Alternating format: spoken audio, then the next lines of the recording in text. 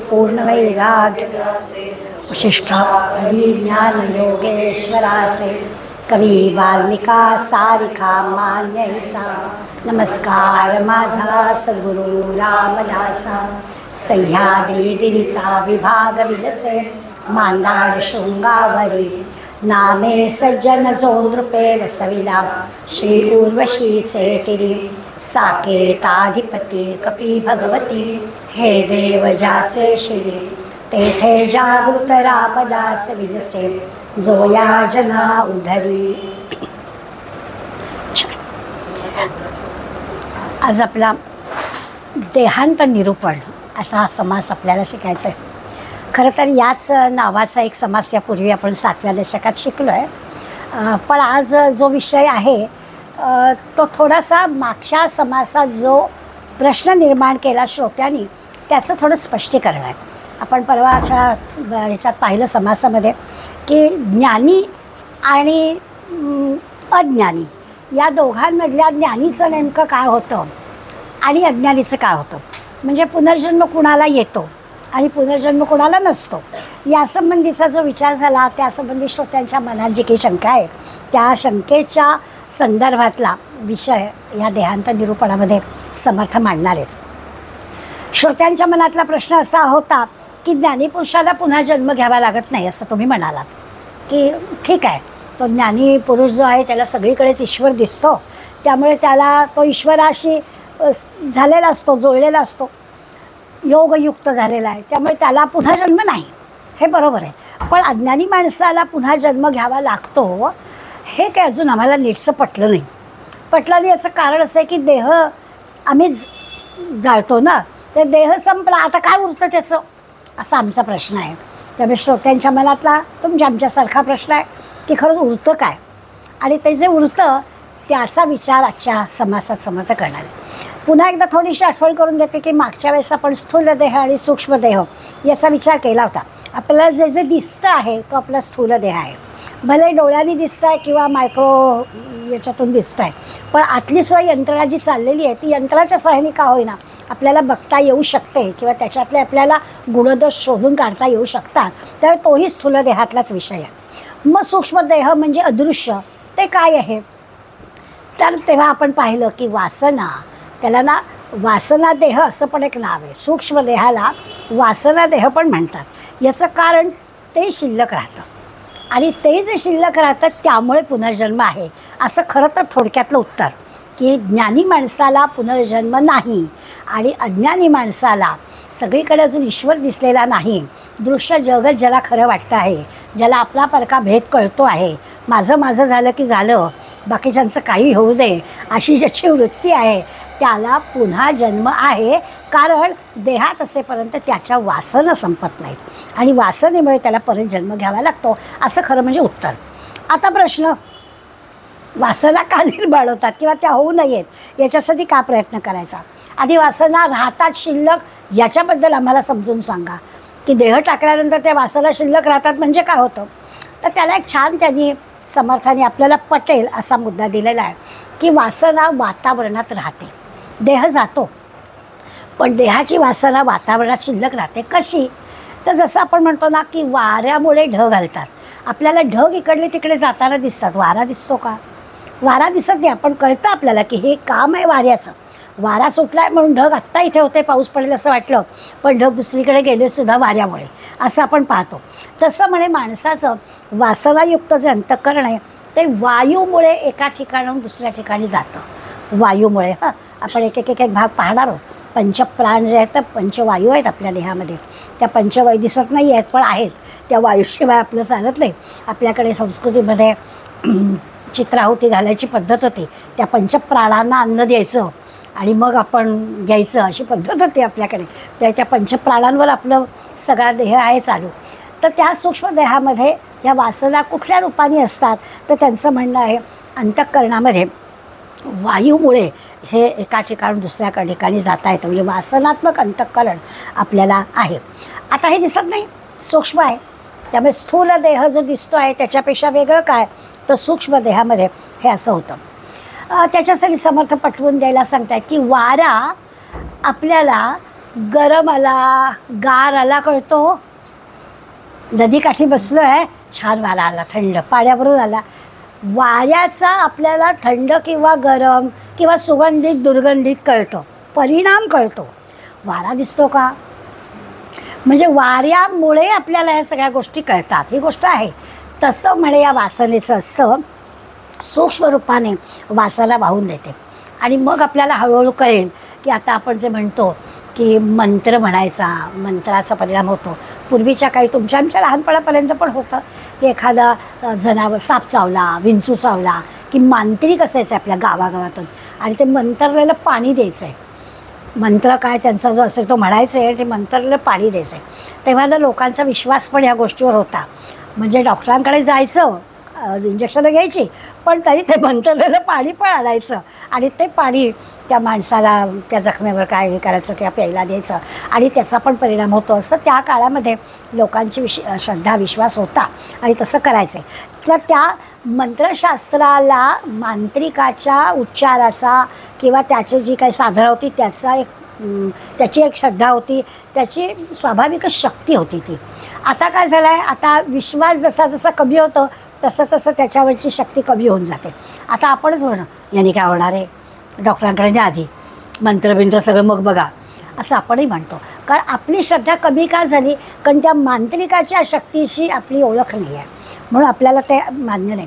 पण आता हळूहळू आपलं शिरोमे राघव पातूपासून श्लोक म्हणा, त्या इंद्रियावर लक्ष ठेवा. रामरक्षा म्हणताना पण लोकांना सांगतो, तो राघव आपल्या शिरापासून पायापर्यंतचं रक्षण करणारे, त्या अवयवाला तेच नाव का दिलेलं आहे याच्या मागे पण कारण आहे. अशा पद्धतीनं आपण रामरक्षेचा अर्थ लोकांकडून समजून घेतला आणि मग आपल्याला पटलं की हो, हा एक मंत्र आहे.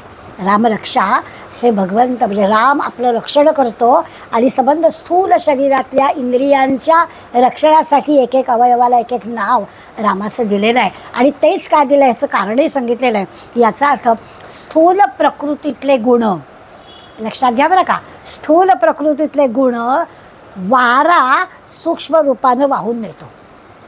मग अशी आपण म्हटलं की सुगंध येतो, कोणीतरी चटकन मोगरीचा गजरा घालून आलं, का छान वासाला, म्हणजे तो सुगंध वारा आपल्यापर्यंत आणतो.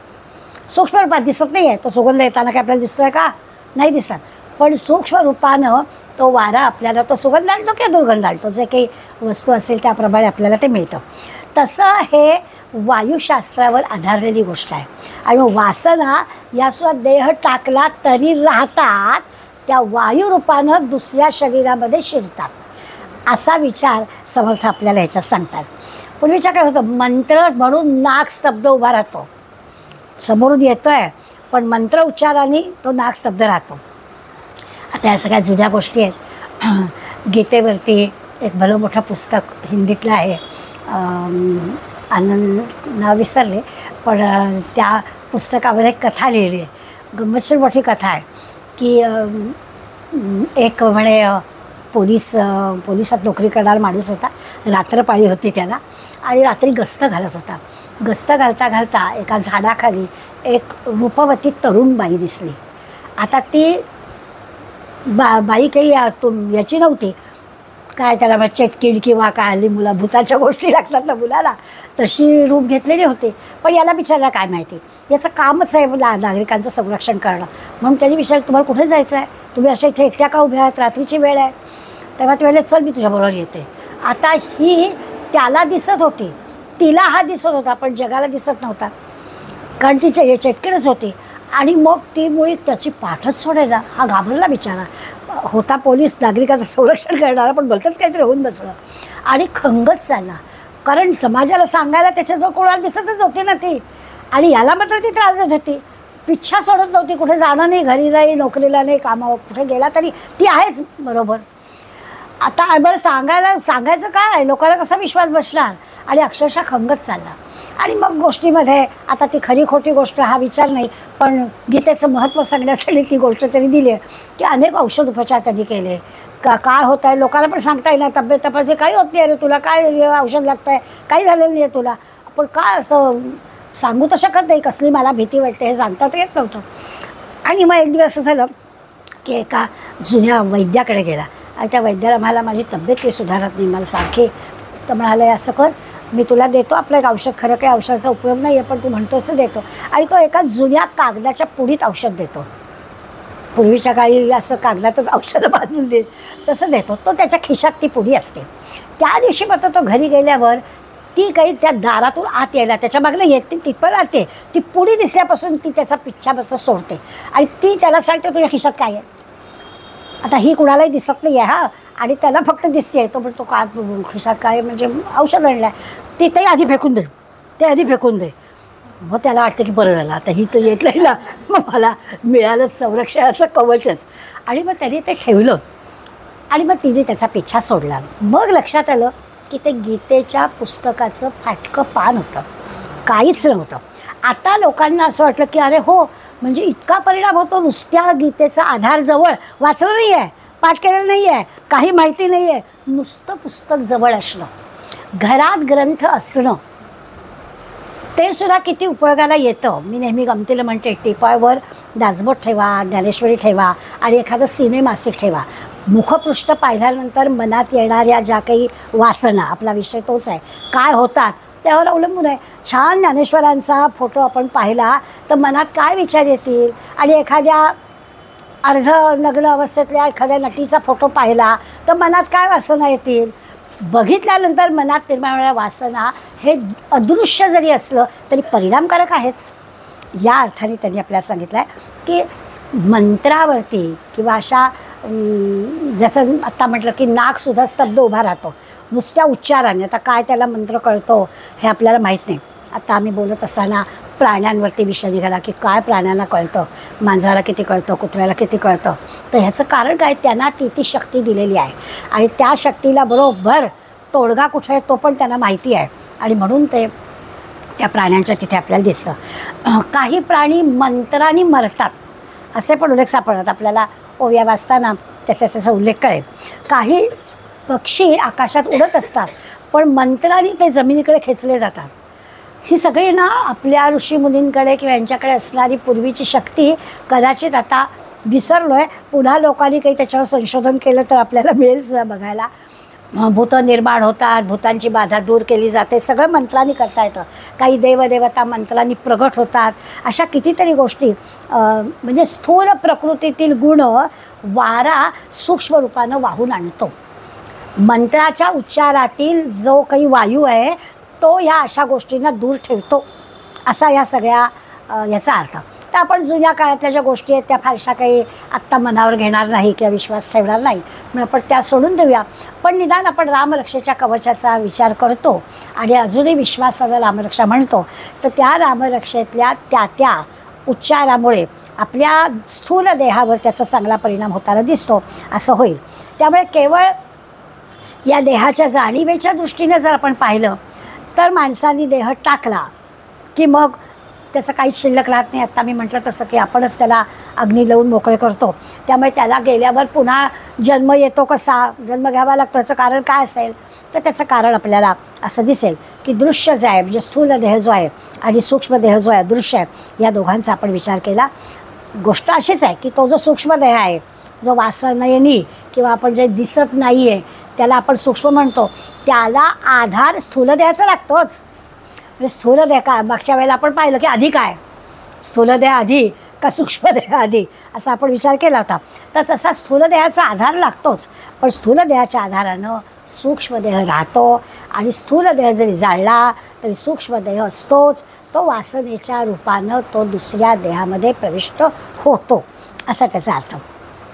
आपण स्थूल देहाचा विचार करताना पाहिलं होतं की अगदी आपली कातडी आहे, स्नायू आहेत, काय नसा आहेत, मज्जासंस्था आहेत, या सगळ्या स्थूल देहामध्ये येतात.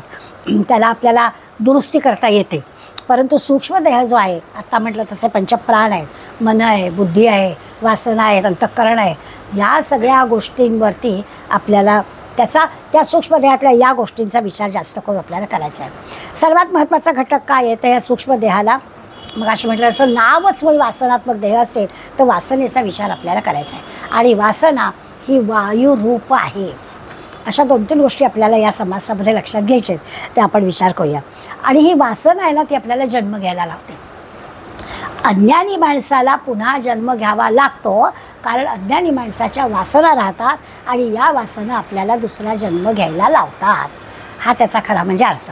आता वासना राहायला नको हे तर आपल्याला आजूबाजूला आजही आपण पाहतो. परवा आपण त्याचा उल्लेख केला की आपण दहाव्याला जातो आणि मग नाही कावळा शिवत, काहीतरी वासना राहिली असेल, मग जो तो उठून ज्याला ज्याला ते काय वाटतं काळजी करू नका, आम्ही काळजी घेऊ, काय मुलं मागे राहिली असतील, बायको राहिली असेल तर त्याच्यामध्ये तरी पण कावळा शिवत नाही. मग त्याच्या काही सवयी आहेत का असा आपण विचार केला.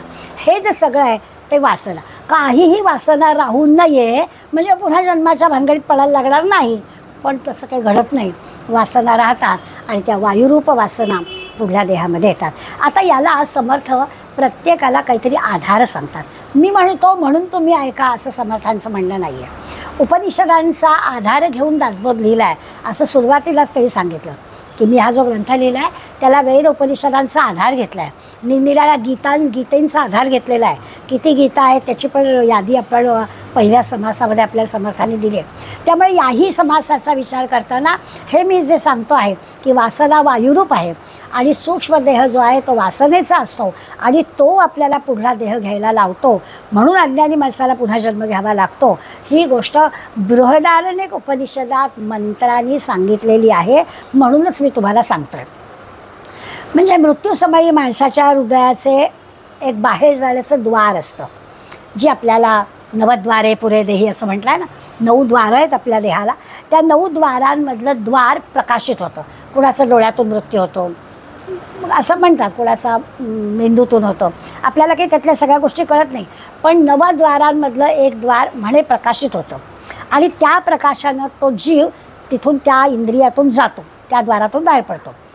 आता जेव्हा असा स्थूल सूक्ष्मदेह बाहेर पडायला लागतो, सोडून जाऊ लागतो, की आधी पहिल्यांदा प्राण जातो. आपण म्हणणार पण प्राण गेले. त्यामुळे पहिलं काय होतं तर ते द्वार प्रकाशित झालं की प्राण जातो आणि मग प्राणामागून एक एक सगळ्या गोष्टी जातात. सूक्ष्मदेहाचं जे काही असतं त्याला ज्ञान, कर्म, उपासना अशा जर असतील तर त्याप्रमाणे माणूस सत्व, रज, तम असतो.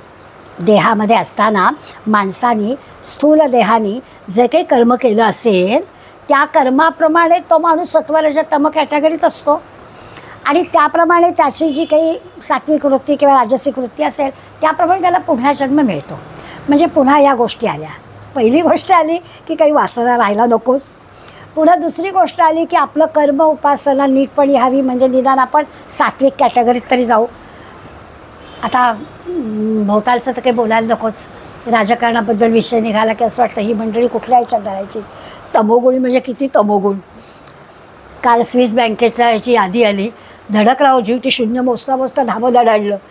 तर हेच असेल तर ही अशी फसवणूक किंवा असं जर केलं तर कुठलं तमोगुण आलं म्हणजे त्यांच्या तमोगुणाला सुद्धा टाकून ते आणखीन पुढे गेलेले आहेत अशी परिस्थिती आहे. त्यामुळे या मंडळींचा विचार केला तर त्याप्रमाणे त्या कॅटेगरीत माणूस जातो. हे 2 गोष्टी आपण लक्षात घेतल्या की देहात असताना आपण जे काही कर्म करतो त्या कर्माप्रमाणे आपला रज, सत्व, तम असतो आणि जी काही वासना राहते त्या वासनेप्रमाणे आपल्याला पुढला जन्म घ्यावा लागतो. म्हणजे वासना राहू नये अशी एक गोष्ट आपल्याला करायला हवी आणि होता होईस तो सात्विक राहण्याचा प्रयत्न करावा असा एक विचार मनात येतो. या 2 गोष्टी जमल्या तर निदान आपली काय होईल, आर्त, अर्थार्थी, जिज्ञासू असे ते भक्ताचे प्रकार सांगितले भगवंतानी. ते सगळे भगवंताचे लाडके आहेत. आत्मज्ञानी भक्त भगवंताचा अतिशय लाडका आहे, ही गोष्ट खरी आहे. तो म्हणतोच स मे प्रियः आणि अहम सा प्रियः, म्हणजे मी त्याला आवडतो आणि त्याला पण मी आवडतो. भगवंत भक्ताला आवडेल ह्यात काही विशेष नाही, पण भगवंताला पण तो भक्त आवडतो असं ज्ञानी भक्ताबद्दल भगवंतांनी सांगितलं आहे. आणि ते सांगता म्हणाले हे आर्त, अर्थार्थी, जिज्ञासू आहेत ना ते पण मला आवडतात, पण हा विशेष आवडतो. आपला असतं 2 मुलांमध्ये तू खरं शहाणायचं म्हणजे म्हणायला लागत की तो वेडा आहे, पण ते गृहीतच धरलेलं असतं की याचं कौतुक केलं म्हणजे ह्याच्यात काहीतरी त्रुटी आहे. तसं याच्यात काहीतरी तुम्हाला आवडतो पण म्हणजे ह्याच्यात काहीतरी त्रुटी आहे. हे आर्त, अर्थार्थी, जिज्ञासू आहे यांच्यामध्ये थोडीशी त्रुटी आहे. त्रुटी आता आपल्याला माहिती आहे. त्रुटी काय आहे तर आत्ता जे म्हणतो आपण वासनेतून येणं ती त्यांची राहते. आर्त त्यांनी भगवंताला हाक मारतात, भगवंतावर निष्ठा आहे, पण आर्तता कुठून येते? काहीतरी कमतरतेतून येते. मग काहीतरी मला दुःख आहे, काहीतरी मला देवाची साथ हवी आहे, आता या संकटातून मला सोडवता येत नाही स्वतःला, मग मी हाक मारते. द्रौपदी हाक मारते, मग भगवंत येतो. तो जो आहे तो आर्तपण. मग भगवंत म्हणतो मी येतो, त्यालाही मदत करतो, पण ज्ञानी मला जास्त प्रिय आहे. अर्थार्थी असाच आहे की तो काहीतरी हेतू मनात ठेवून भगवंताची सेवा करतो. मी अभ्यास करतो आहे, पण मला मार्क मिळाले पाहिजे ना, मला ॲडमिशन घ्यायचे, असं म्हणून देवाची काही मिळतात त्यांना. पण भगवंत म्हणतो हाही माझा लाडका आहे, पण आत्मज्ञानी नाही. तो अजूनही मला आणि त्याला वेगळं वेगळं समजतो आहे. अजून सांगतात ते जिज्ञासू आहे, तो जिज्ञासू पंडित विद्वान ग्रंथ सगळं धुंडाळून शास्त्र काढतो, हुशार आहे, बुद्धिमान आहे, सगळं कळतं, पण त्याचा आपण अनुभव घ्यावा अशा पद्धतीने जात नाही. आपण पण उपासना करावी, आपण पण भक्ती करावी, आपण तो करायला जात नाही. तो काय करतो? निरनिराळे ग्रंथ शोधतो, खूप साऱ्या परीक्षा देतो, सगळं विद्वत्ता भरपूर त्याच्याजवळ असते, बुद्धिमान असतो, पण भक्तीच्या द्वारा उपासनेच्या द्वारा मी आणि भगवंत एकच आहे या मर्यादेपर्यंत पोचतच नाही. म्हणून पण त्याच्यासाठी सुद्धा. आणि मग आत्मज्ञानी जो आहे त्याच्यातली माझ्यात फरकच नाही, मी तोच आहे आणि म्हणून तो मला प्रिय आहे असं भगवंत सांगतो. तसं इथे आहे की ते आपल्याला सांगतात की मला भगवंत आणि मी हे एकच असेपर्यंत झालं तर ठीकच आहे, ते होत नाही. म्हणून मग आपल्याला ज्याला वासना शिल्लक आहे किंवा अजून ह्या आत्मज्ञानापर्यंत पोचलं नाही, त्याला अभ्यासानं सत्वगुण वाढवता येईल, हळूहळू जाईल, असं काही घाबरण्यासारखं काहीच नाही आहे. भगवंत सांगतोय तुम्ही पण माझे लाडके आहात, तर हळूहळू वासनेचा क्षय होईल, आत्मज्ञानाची प्राप्ती होईल, मग जन्म घ्यावा लागणार नाही, असं सगळं अगदी मनाशी ठरवलं तर होईल, अशी पण ग्वाही समर्थ आपल्याला देतात या बृहदारण्यक उपनिषदाच्या मंत्राच्या साह्यानं. आणि आत्मज्ञानी माणसाला एकच एक वासना असताना मी आणि भगवंत एकच आहे, त्यामुळे बाकी कसली वासना त्याला आली आहे आणि वासना नाही म्हणून त्याला पुनर्जन्म नाही, असं आपल्याला प्रगती करायला समर्थ सांगतात. आता हा जर विचार आपण केला तर आपण बघूया की वासना, मग त्याच्यात अडखडं म्हणजे काय नेमकं घडतं त्याचा विचार केला तर पूर्वी असायचं, आपण सिनेमात वगैरे पाहिलं आहे की गायकाचा दीपराग गायला लागला, ज्योत्स्ना जास्त सांगेल की आपोआप दिवे म्हणे पेटायचं, किंवा मेघ मल्हार गायला की पाऊस पडायचा, असं आपण म्हणतो. आता हे काय आहे? तर याचा अर्थ असा आहे की वायुस्वरूप ह्या गोष्टी आहेत, त्या स्वरातून येणाऱ्या गोष्टींमुळे स्थूल गोष्टींमध्ये बदल होतो. मेघमल्हार इथे पृथ्वीवर गायला आणि पाऊस पडला, हे म्हणजे काय कमालच आहे ना, पण घडलेलं आहे तसं. त्यामुळे मग का असं घडलं? तर हे वायुरूप आहे, ती शक्ती जी आहे त्या शक्तीच्या सहाय्यानं स्थूल जगामध्ये परिणाम होतो, असं समर्थ उदाहरण आपल्याला देतात. सगळी वायूची किमया आहे. आता हे जर आपल्याला मान्य असेल तर मग अंतःकरणाला पुन्हा देहांत झाल्यावर, देह टाकल्यावर पुन्हा जन्म घ्यावा लागतो, हे आपल्याला हळूहळू पटायला हरकत नाही. आत्ता जर श्रोत्यांच्या मनात आहे की देह गेला संपला की पुन्हा काय आला आहे, पण असं जर घडत असेल, जसं आपण मंत्राच्या बाबतीत मगाशी उदाहरणं पाहिली की मंत्राच्या उच्चाराने एखादा वाघ किंवा नाग असा स्तब्ध राहू शकतो, पुढे येत नाही. आपली मुलंसुद्धा आपल्या शब्दांनी थांबत नाही. तर आता आपल्या शब्दातच शक्ती नाही म्हणायची का काय, असं प्रश्न पडेल. पण पूर्वीच्या काळी वडिलांच्या शब्दामध्ये शक्ती होती. थांब म्हटलं की काय पाऊल पुढे जाईल. आपल्या पिढीपर्यंत हे होतं. किती शब्दांमध्ये ताकद असते. हे वायूचा विचार चालला आहे.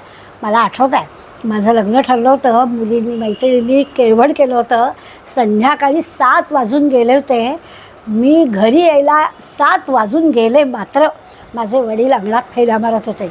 बोलले नाहीत मला, पण त्यांच्या नजरेत, त्यांच्या हालचालीत, त्यांच्या वाट बघण्यात मला कळलं की त्यांना आवडलेलं नाही आहे. हे जे काही होतं हे काय आहे? हे वायूतून कळणारी गोष्ट आहे. किती बारकाईनं आपण विचार केला तर आपल्याला कळलं की हो, बोलावं लागत नाही सगळ्या गोष्टी, नुसत्या कळतात आपल्याला. हे कसं कळतं? तर ही जी आहे अंतःकरणाला या गोष्टी कळतात आणि त्या अंतःकरणातून ज्या सगळ्या आपल्या वासना आहेत, चांगल्या वाईट, आता चांगल्या असतील तर आपल्याला चांगल्या घरात जन्म मिळेलच ना.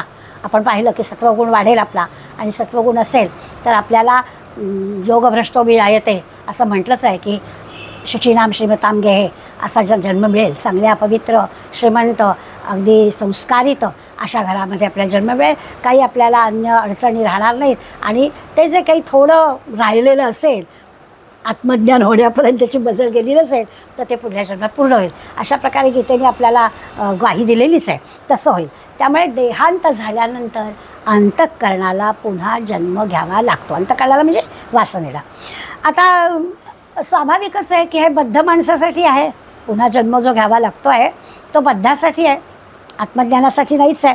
त्यामुळे मागच्या समासात जे आपण पाहिलं की आत्मज्ञानी माणसाला पुन्हा जन्म नाही, पण जो बद्ध आहे त्याच्या मात्र वासना शिल्लक राहतात. एक अमेरिकन शास्त्रज्ञ आहे स्टीव्हन्सन म्हणून, त्यांनी प्रयोगाने पुनर्जन्माचा हा विषय सिद्ध केलेला आहे. काय होतं, आपल्याला जरा पांढऱ्या कातडीच्या लोकांनी सांगितलं ना की पटतं. तुमच्या आमच्या मंत्रिकांचा, ऋषीमुनींचा अशी काय उदाहरणं दिली तर फारसं काही आपण मनावर घेत नाही. पण हो का, डॉक्टर स्टीव्हन्सन का असेल बाबा. मी गमतीनं म्हणते की तो नायगारामध्ये कोण पेम नावाचा पडला आणि तो 48 तासांनी जिवंत सापडला. आम्ही विश्वास ठेवतो असेल बाबा. नायगारा धबधबा बघितला आहे, कसं शक्य आहे तिथून वरनं पडलेला माणूस जिवंत राहिलं, पण राहिला बाबा तो. मग आम्ही म्हणतो असेल बाबा. पण आमच्या समर्थांच्या सगळ्या शिष्यांना 8-8, 10-10 तास पाण्याखाली राहता येत होतं, पद्मासनात पाण्याखाली राहत होते. असं आम्ही काय बाई सांगताय उगाच तुम्ही, असं काय शक्य आहे का? त्यामुळे आमचं असं आहे की आम्हाला पांढऱ्या कातडीचं सगळं लागतं. 150 वर्ष आमच्यावर ब्रिटिशांनी जे राज्य केलं ना, तेव्हा आमच्यात हा एकदम बदल करून टाकला की त्यांचं जे काही आहे ते सगळं चांगलं आणि आमचं जे जे काही आहे ते शंका, तिथे सगळी आमची शंका असते, आमचा विश्वास असो. तेव्हा त्यांनी अमेरिकेतल्या विद्यापीठानं यांना मान्यता दिलेली आहे. त्या वासना पुन्हा जन्म घेते हे त्यांनी सिद्ध करून दाखवलं आहे. आता ही वासना जी आहे किंवा इच्छा जी आहे, ही इच्छा असलेली जी जाणीव, त्याचा आपल्याला विचार करायचा आहे. काय काय होतं तर मग अशी वाऱ्याचं आपण उदाहरण घेतलं, ढगांचं. वाऱ्याने ढग इकडे तिकडे जातात. दुसरं असं म्हटलं की हे जे नक्षत्र आहे त्या नक्षत्रांना गती कोण देतं, तर गुरुत्वाकर्षणामुळे नक्षत्रांना गती मिळते. आता हे सगळं ना खगोल आणि भूगोल. ख म्हणजे आकाश, खगोलाचा भूगोलावर परिणाम होतो. मध्यंतरी आपण पाहिलं असेल की मला वाटतं कोणाचा व्हिडिओ होता बघून आठवून सांगेन की त्यांनी आपल्याला सूर्याचा आणि पृथ्वीचा, चंद्राचा आणि पृथ्वीचा या दोघांच्यातला अंतराचा अभ्यास करून सांगितलं होतं. आणि ते जे अंतर आहे 10,800 किलोमीटर अंतर, आणि म्हणून 108चा हिशोब त्यांनी दिला होता की आपण 108 मणी का ओढतो माळेमध्ये, 108ला काय महत्त्व आहे. तर तो सगळा खगोलाचा भूगोलावर होणारा परिणाम आहे असं आपल्याला दिसेल. आता या ज्या सगळ्या अशा ज्या गोष्टी आहेत त्या अनेक शक्तींमुळे ह्या सृष्टीमध्ये सुद्धा दृश्य जगामध्ये उत्पत्ती, स्थिती, लय असं होत असतं. आपण विषय पाहतो आहे पिंडी ते ब्रह्मांडी. त्यामुळे देहामधला जरी आपण देहांत झाल्यावर पुन्हा जन्माचा विचार करत असलो तरी दृश्य जगाचा पण विचार तसाच करायचा आहे. दृश्य जग पण आहे, राहतं, नाहीसं होतं. सगळं काही एका वेळेला होतं असं नाही. सगळी माणसं काही पण एकाच वेळी जिवंत झालो आणि मेलो असं नाही आहे. त्यामुळे हे जसं चालू राहतं तसं ह्या दृश्य जगाचं पण चालू राहतं आणि त्याला आपण उत्पत्ती, स्थिती, लय असं म्हणतो. अनेक गोष्टींमुळे या विश्वाची पण उत्पत्ती, स्थिती, लय चालू असतं. अनेक गोष्टींमुळे आपल्या बाबतीत पण आपल्या करतो, आपण जन्म घेतो, काही काळ राहतो, इथून जातो, असं सगळं राहटगाडगं चाललेलं आहे. पण समर्थ आपल्याला हा जो वायू शब्द वापरला आहे ना, त्या वायू शब्दाच्या तिथे आता शक्ती शब्द वापरून काही सांगणार आहे. म्हणजे त्यांना असं म्हणायचं आहे की त्या वायूजवळ सगळी शक्ती आहे. हे जे सगळं घडतं आहे वासनेमुळे जन्म घ्यावा लागतो आहे, ती वासना वायूमुळे जाते आहे. त्या वायूमध्ये प्रचंड शक्ती आहे आणि म्हणून त्यांनी वासनेला शक्ती असा शब्द वापरून पुढे वर्णन केलेलं आहे. ही वासना वायुरूप होऊन कुठे कुठे प्रवेश करते किंवा देह धारण करून काय काय घडतं याचं वर्णन त्यांनी केलं आहे. सगळा जर विश्वाचा व्यवहार आपण पाहिला तर या वायूचा म्हणजे शक्तीचा खेळ चाललेला आहे. 2 प्रकारची शक्ती त्याच्याजवळ आहे. एक आहे स्थिर आणि एक आहे गतिमान. आता स्थिर म्हणजे काय, तर पहिली जी स्थिर वायूची स्थिर शक्ती पण आहे. म्हणजे काय, वायू वाहतो म्हणजे त्याची वाहती शक्ती असेल तर आपल्याला पटेल ना, त्यामुळे गतिमान शक्ती आपल्याला पटेल. पण त्यांनी म्हटलं आहे वायूची 2 रूपं आहेत, एक स्थिर शक्ती पण आहे. म्हणजे सगळ्या विश्वाला ती अनंत काळ टिकवून धरते. लक्षात घ्यायचं, वायूची शक्ती सबंध विश्वाला अनंत काळपर्यंत टिकवून ठेवण्याचं काम करते, म्हणून त्याला त्यांनी स्थिर शक्ती असं म्हटलं. आपण आता आपल्या पिंडाशी, आपल्या देहाशी विचार करून बघूया. शक्ती म्हटला शब्द, आपल्या देहाला वायू स्थिर शक्तीमुळे, म्हणजे वायूच्या 2 शक्तीमधल्या स्थिर शक्तीमुळे या देहाला धरून ठेवला आहे. पूर्णपणानं शरीरामधला जो वायू नीटपणानं खेळतो आहे, जिथे कुठे त्याला जेवढी जेवढी आवश्यकता आहे तसा तसा तो वायू फिरत असतो. हे जे काही आहे ती वायूची स्थिर शक्ती आहे. स्थिर शक्तीमुळे देहाला त्यांनी पकडून ठेवलं आहे. तसं विश्वालासुद्धा वायूच्या स्थिर शक्तीमुळे पकडून ठेवलेलं आहे. ही त्याची एक शक्ती. दुसरी शक्ती आहे ती गतिमान शक्ती आहे. म्हणजे कसं आहे, तो वाहताना आपल्याला दिसतोच आहे. त्यामुळे आपल्याला कळलेलंच आहे की अगदीच उदाहरण द्यायचं झालं तर आपल्याला झाडाला आपण पाणी घालतो, त्या मुळातून पाणी संबंध ह्याला पुरतं. किंवा आता पाऊस पडला आहे, जमिनीवर पाणी पडलं की जमीन सगळं पाणी शोषून घेते. पुन्हा कालांतराने तेच पाणी आपल्याला विहिरीच्या तळ्याच्या ठिकाणाहून आपल्याला मिळतं. त्यामुळे या सगळ्या गोष्टी निसर्गात ज्या आपल्याला दिसतात त्या सगळ्या वायू रूपामुळे होतात. आपल्याला टाकीतून आपल्या घरातल्या नळाला पाणी यायला, पाणी चढवायला मोटर लावावी लागते. तो कुठलं मोटर लावली झाडाला? खाली पाणी आणि वरती चढतं आहे. झाडाला कुठली मोटर बसवली आहे? बुळाशी पाणी आहे आणि संबंध झाडाला ते पाणी आतून पुरतं आहे. ते सगळं ती जी शक्ती आहे ती गतिमान शक्ती आणि स्थिर शक्ती अशा दोन्ही शक्ती तिथे आहेत. आणि पुढे आणखीन समर्थन एक शब्द वापरला आहे की वायूची शक्ती आंधळी नाही, जाणीव संपन्न आहे. वनस्पतीचं उदाहरण घेतलं तर आपल्याला कळेल की खरोखरच हे पाणी जे संबंध वृक्षाला पुरतं तर ते आंधळ नाही, ती जी शक्ती आहे ती जाणीव संपन्न आहे. जाणीव शब्द काही आपल्याला नवीन नाही आहे. आपण जाणीव शब्द अगदी गणेशाच्या स्तवनापासून पाहत आलेलं आहे. तर ही जी जाणीव आहे त्याला आपण म्हणूया की ते शांतपणानं कार्य चाललेलं आहे. त्या जाणीवेचं स्थिरपणाने चाललेलं आहे. स्थिर आणि गतिमान दोन्ही चाललेलं आहे. आणि मग त्याला पुढे म्हटलं आहे की असं स्थिर गतिमान चाललेल्या या वायुशक्तीचं काम आनंदरूप आहे. एक पुढे गेले. खरोखरच आहे. त्या झाडाच्या मुळातून पाणी सगळं छानपैकी जर जात असेल, त्या पाण्यातून सगळी ताकद पण त्याला जात असेल, तो छान आनंदरूप फळं पानं फुलं सगळं येतं की हो. आपलं पण सगळं छान चालतं जर का सगळं व्यवस्थित असेल. आता काही मला वात पित्त कफाबद्दल बोलायची आवश्यकता नाही. आपण अशा वयाची सगळी होती, आपल्याला ते कमी जास्त झालं की काय गडबड होते ते आपल्याला माहिती आहे. त्यामुळे वात म्हणजे वायूच. त्या वात पित्त कफाची एखादी गोष्ट ज्याला जी आहे ती बरोबर कळते आणि त्याप्रमाणे होतं. मग आनंदरूप होण्यासाठी स्थिर आणि गतिमान ही जी वायूची शक्ती आहे ती दोन्ही प्रकारची शक्ती आपल्याला लागते. ती जर नीटपणाने काम करत असेल तर सगळं छान चाललं आहे. पिंडाचं पण आणि ब्रह्मांडाचं पण असं आहे. हा विचार केला तर कुठे आपल्याला असं दिसतं की ही जी जाणीव आहे ती कुठे प्रगट होताना दिसते. म्हणजे आपलं सगळं छान चाललेलं आहे तर आपण अगदी उत्साही असतो. जरा काही गडबड झालेली असली की आपला उत्साह नसतो. या वनस्पतीला सगळं काही छान मिळालं तर त्याला छान अगदी दर्जेदार फळं फुलं येतात. कमी जास्त काही झालं त्यांची फुलांची आकार लहान होतो आणि त्यांची पूर्ण वाढ होत नाही. हे सगळं दृश्य स्वरूपात आपल्याला दिसतं. आनंदरूप जसं दिसतं तसं दृश्य स्वरूपात पण आपल्याला दिसतं. त्यामुळे ती जी जाणीव आहे ती कुठे प्रगटपणानं आपल्याला दिसते, कुठे आपल्याला गुप्तपणानं दिसते. की असं वाटतं काहीतरी कमी पडलं बाबा, झाडाला आमच्या फुलं सगळी बारीक बारीक यायला लागली बाई, असं आपण म्हणतो. मग त्याचा अर्थ आपल्याला कळतो की जे काही त्याला जीवनसत्व मिळायला हवं ते पुरेसं मिळालं नाही. आपण उत्साही असतो तर आपलं वातपित्त कफ सगळं चांगलं नॉर्मल असतं. काही कमी जास्त झालं की आपलं म्हणतो काय आज मला जरा गडबड, रात्रभर झोप लागली नाही, समजावं की काहीतरी आपलं हे जे काही आहे हे काही आपल्याला स्वाभाविकच प्रकटपणानं कळतं, काही कळत नाही. मी मग असं म्हटलं की 7व्या दशकामध्ये 10वा समास याच नावाचा आपण पूर्वी पाहिलेला आहे. तेव्हा आपण असं पाहिलं होतं की हा देह अशाश्वत आहे. खरंच आहे.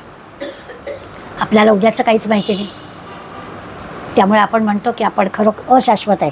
एक ना एक दिवस जातस्य ध्रुव मृत्यू असं आहेच. जन्माला आलेल्या प्रत्येकाला जायचंच आहे. पण या देहाचा अंत कसा व्हावा हे आपण ठरवू शकतो. सगळे काही अजामेळ नाही. अजामेळाने आयुष्यभर वाईटच गोष्टी केल्या, पण अखेरच्या क्षणाला नाव घेतलं मुलाचं. पण मुलाचं नाव ठेवलेलं होतं ना देवाचं, त्यामुळे देवाचं नाव आलं तोंडातून. नारायण म्हणाला. मुलाचं नाव देवाचं ठेवायची पद्धत होती पूर्वी. आता काय भरती नावं ठेवतात तो भाग वेगळा, परंतु पूर्वी देवाची नावं ठेवायची पद्धत होती. किंवा आपल्या आजोबांचं पंजोबांचं असं नाव ठेवायची पद्धत होती. हेतू हा होता की त्या नावातून गुण त्याला पण ते प्राप्त व्हावेत अशा यांनी चांगली चांगली देवांची नावं अशी ठेवली जायची. तर तसं नाव नारायणाचं घेतलं मात्र खरोखरच विष्णुदूत राहून आले यमदूतांच्या अगोदर. आमचं गिऱ्हाईक काय म्हणाले तरी देवाचं नाव घेतलं आम्ही घेऊन जाणार. पण असं काही सगळ्या आपण अजामेळ नाही, त्यामुळे सगळ्यांना काही हे भाग्य मिळेल अशातला काही भाग नाही. म्हणून मागच्या समासामध्ये आपण हा विषय पाहिला होता की अंतकाळी देहाची अवस्था काय आहे, त्याच्यावरती आपला अंतकाळ कसा होतो किंवा पुढला जन्म कसा होता, हा जो एक विषय पाहिला जो या समासात मुख्यत्वे करून आपण पाहणार आहोत की वासनेमुळे पुढला जन्म येतो. ही गोष्ट बरोबर आहे. पण आधीच्या समासात जो विषय पाहिला त्याचं एक स्मरण फक्त करून देण्यासाठी हा उल्लेख करते की तेव्हा आपण वेगळ्या विषयाने पाहिलं होतं की अंती जेव्हा भगवंताचं नाम आपल्या मुखातून येईल त्यावेळेला पुन्हा जन्म नाही, मग आपण भगवंतापर्यंत पोचलो.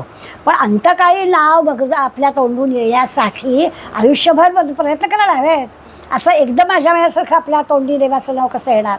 काल आपण जाता जाता विवेकानंद आणि रामकृष्णांचा एक छोटासा किस्सा पाहिला होता की अगदी अखेरच्या आता कुठल्याही क्षणी रामकृष्णांचा अखेरचा श्वास होणार आहे ही जाणीव सगळ्यांना आजूबाजूला होत होती.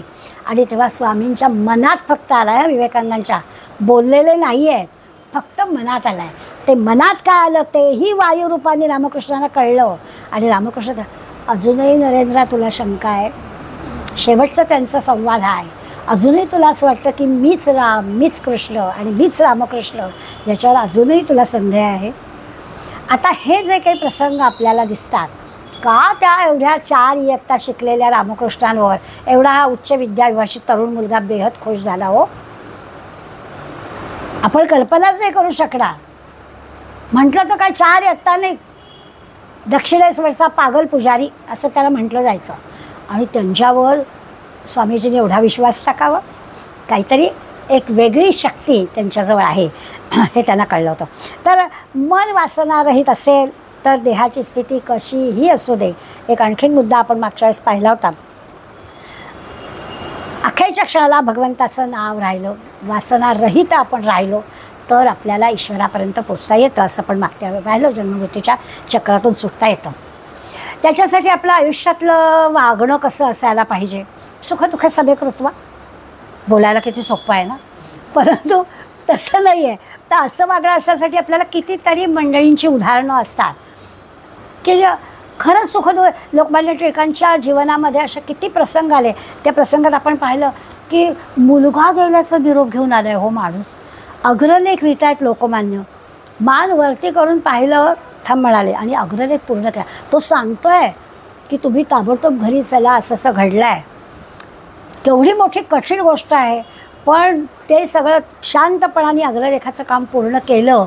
आणि मग म्हणाले प्लेगची साथ चालू होती, घराघरातून ह्या गोष्टी घडत होत्या, आज आपल्या घरातली आहुती पडली. अशा पद्धतीने सुखदुःख समेकृत्वा ज्याला जमला आहे त्याला पुढल्या जन्माचा काही विषयच नाही आहे. किंवा आपण लोकमान्यांच्या चरित्रामध्ये सर पत्नी गेली, तुरुंगात होते, पत्नी गेल्याचं निरोप आला, गीता रहस्य लिखाण थांबलं नाही. गीतेचा कर्मपर अर्थ लावण्यासारखं कठीण काम तुरुंगात असताना करतायत आणि इतकी महत्त्वाची गोष्ट ऐकूनसुद्धा जराही चलबिचल होत नाही. हे सगळे टोकाचे उदाहरणं घ्यायचे आपण, आपल्याला ह्याची कल्पनाच करता येणार नाही. आपण कल्पनेनी सुद्धा व्याकुळ होणारी माणसं आहोत. प्रत्यक्ष घडलेलंच उगाचच मनात आलं, उगाचच मनात आलं अशाने सुद्धा आपण चलबिचल होते आपली. दर शनिवारी अमुक वाजता फोन येतो, व्हिडिओ कॉल होतो, आज अजून काही आला, आम्ही चलबिचल. आमच्या चलबिचलला काही त्या अर्थच नाही आहे. पण ही उदाहरणं पाहिली की हे सुखदुःख समेकृत्वा असं आहे. काळ्या पाण्याची शिक्षा जाहीर झाली लोकमान्यांना, पोलिसांच्या गाडीत बसले आणि विचारलं त्या याला की किती वाजले, काय सांगितली वेळ, त्याबरोबर उपर डोळ्यावर घेतलं आणि झोपून गेले. तर काय म्हणायचं, ते काय घरी नेत आहेत, काळ्या पाण्याच्या शिक्षेवर नेत आहेत. पण सुखदुःख समेकृत्वा असं ज्याला झालं आहे ते कशाला पुन्हा जन्म घ्यायच्या भानगडीत पडतील. वासना राहिलीच आहे ना काही शिल्लक. जे काही कर्म चाललेलं आहे त्या कर्माचा विचार केला तर असं एक तर देहांतकाळी मनस्थिती कशी पाहिजे किंवा आयुष्यभर कर्म कसं केलं पाहिजे याच्यावर ही सगळी म्हणजे अध्यात्म साधना करायला पाहिजे असं आहे. सामान्य माणसाला आपला जो इंद्रियांचा अनुभव असतो तो खरा वाटतो. त्यामुळे आपलं बरोबर आहे, आपण किती जरी पुस्तकं वाचली, कीर्तनं प्रवचनं ऐकली केली तरीसुद्धा शाश्वत सत्य काय आहे ते आपल्याला संत मंडळी सांगत असतात. पण आपली दृश्य जगाची जी पकड आपल्याला ती अशी सुटत नाही. हे सगळं आपल्याला पटतं. एवढी उदाहरणं लोकमान्य किंवा अनंत लोकांची वाचले की आपल्याला असं वाटतं. पण प्रत्यक्ष जे दृश्य जगाचा आपल्यावरती फार मोठा परिणाम आहे तो काही आपल्याला जात नाही. किंवा मनाच्या शिवाय देह दुःख ते सुख मानित जावे, शक्य आहे का हो? इथे दुखतं आहे तर देह दुःख ते सुख मानित जावे, शक्यच नाही आपल्याला. त्यामुळे आपण ऐकतो, वाचतो, पुन्हा पुन्हा ऐकतो, पण वासनेतून जन्म घ्यायला लागतो. या मुद्द्याकडे जर जायचं असेल तर आपल्याला सुखदुःख कसं जमणार. खूप शास्त्र, वेदशास्त्र, पुराणामध्ये सगळीकडे आपल्याला सांगितलेलं आहे, परंतु हे अवघड आहे. किती अगदी म्हणजे फक्त काही संतांच्या किंवा काय म्हणायचं देशभक्तांच्या जीवनातले प्रसंग आपल्याला पुरेसे आहेत की त्याच्यातून आपल्याला कळतं. वासुदेव बळवंत फडक्यांच्या तुरुंगात किती हाल होते. केवढा मोठा 25 किलोचा दगड गळ्यात बांधला होता, शिवाय लोखंडी हातापायात बेड्या घातल्या होत्या, तरी पण शेवटचा श्वास घेताना ब्रिटिश सरकार मुर्दाबाद अशी घोषणा दिली, भारत माता की जय घोषणा दिली. आपल्या तोंडून शब्द फुटेल का असा विचार के म्हणजे नुसतं आठवण केली ते असं वाटतं की हे कसं शक्य आहे, नाही होणार. त्या देह दुःख ते सुख, किती दुःख होतं देहाला. सावरकरांना किती प्रकारचे त्या तुरुंगामध्ये हाल सोसावे लागले होते, पण देह दुःख ते सुख मानित जावे हे कसं काय होणार असं आपल्या लक्षात येईल. त्यामुळे तुकाराम म्हणाले आपुले मरण पाहिले म्या डोळा, आणि पुढे म्हणतात तो झाला सोहळा. मरणानंतर पुन्हा जन्म घ्यावा लागणार नाही जर का आपल्या मृत्यूचा सोहळा होणार असेल तर, म्हणजे आपल्याला वाटत असेल तर. त्याला त्यांनी उदाहरण दिलं आहे, कन्या सासुरासी जाये मागे परतवणं पाहे, तैसे झाले माझ्या जीवा केव्हा भेटसी केशवा. त्यांना ही ओढ लागली होती. जसं मुलगी सासरी जाताना मागे वळून वळून पाहते तसं म्हणाले मला झालं आहे की मी कधी एकदा तुझ्याकडे तसं झाली पाहतोय मागे वळून, पण आता मला मागे वळायचं नाही आहे, तैसे झाले माझ्या जीवा. असं जो बघतो आपल्या मृत्यूकडे त्याला काही पुन्हा जन्म येणार नाही.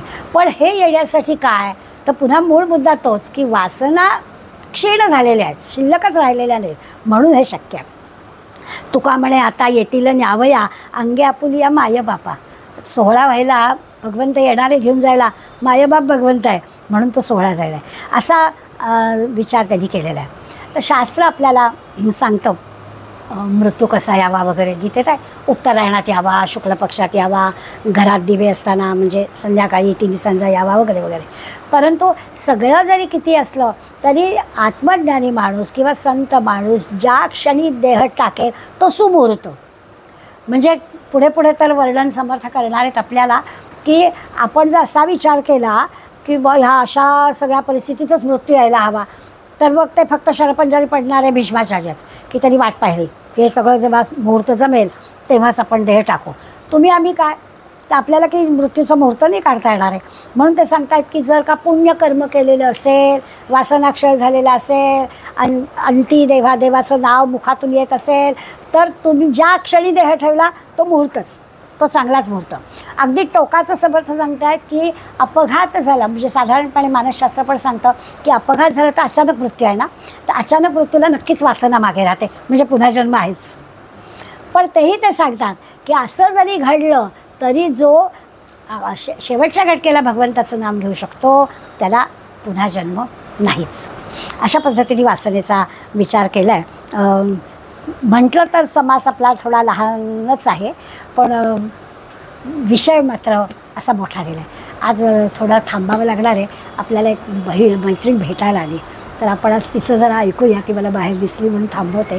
राहिलेला विषय आपण पुढल्या वेळेला आधी घेऊ आणि मग नवीन समास सुरू करू. थांबूया. धन्यवाद.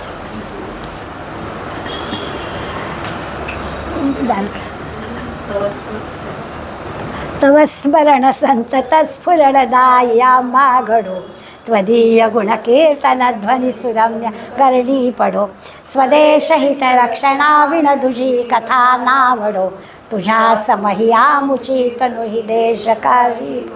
जय जय रघुवीर समर्थ.